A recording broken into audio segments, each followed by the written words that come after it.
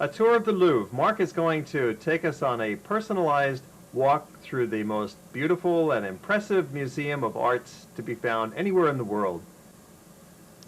Most of our Hawaii group is still going strong, so we get together and enter the Grand Louvre. It's such a big museum with so many thousands of artworks that it can be a little confusing or daunting if you try and tackle it on your own. So it helps to have a local guide who can really point out the great masterpieces and explain them to you. Look at the very elaborate curls of her hair and the way the painting appears to be illuminated by projecting the lamps. You know, once photography was invented, people no longer needed to commission an artist to make a portrait with such meticulous detail. Because click, click, you have a picture that does the same. And this is why with the arrival of the Impressionist artists, they're going to try and capture a different manner of presenting life and nature as we see it with our eyes. Because obviously they no longer needed to make paintings in such a way. But they are really remarkable portraits by angle. You know, Napoleon was worshipped. He was venerated like a god. Here's the emperor himself on his white horse. For the very first time in the history of art, we see not the glory or the triumph of war, but without any attempt to hide the brutal reality, we see the horror, the terror, the bloodshed and death that occurred during the war. And this is the message that seems to be ringing out for nearly 150 years, but nobody listens. Just think of what's going on in ex-Yugoslavia, which is only an hour distance from Paris. This painting was made by the artist Géricault, who died very young.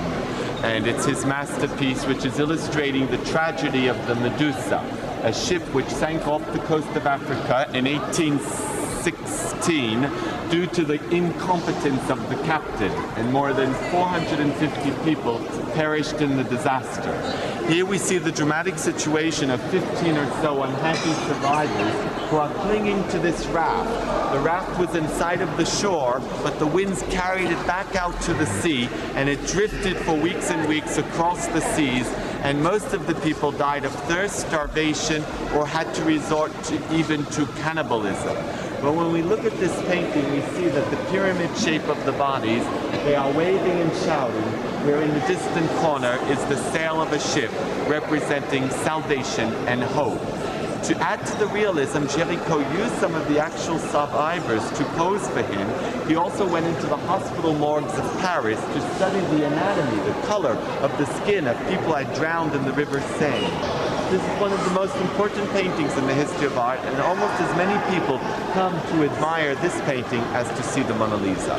It's a very great painting. And here around us are the most important paintings of the Romantic school of painting, represented by Eugène Delacroix, who drew his inspiration from the poetry written by Victor Hugo and Lamartine.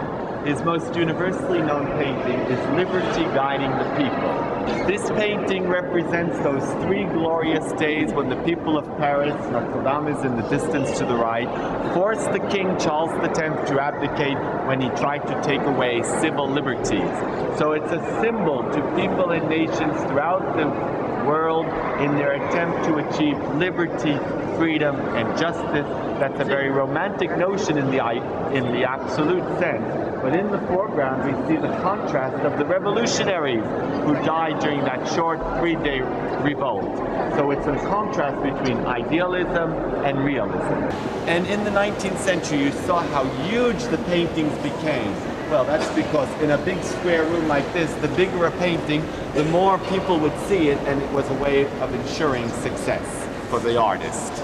Now let's move up here to see the other paintings. Ceiling paintings were all done by Charles Lebrun, but there was a fire here in the 19th century, so they had to be restored by Eugène Delacroix. But nevertheless, it's glorifying the myth of Apollo, the sun god, to represent Le Roi Soleil, the sun king Louis XIV.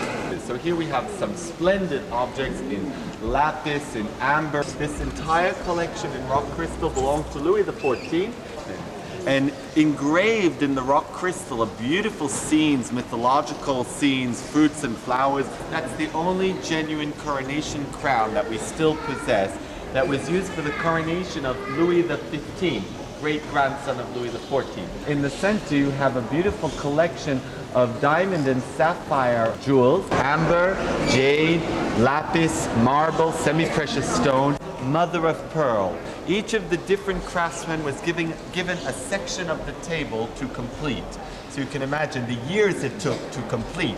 This is mother of pearl and jewel semi-precious stone. And a very important part of their rituals of life and death was preparing your body for the embalmment and for your next life.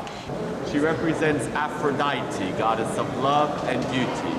The Greeks very carefully studied our musculatory and circulatory systems to give to the representation of the adult human body the ideal proportions, the life, the spirit, the dynamic of the human body.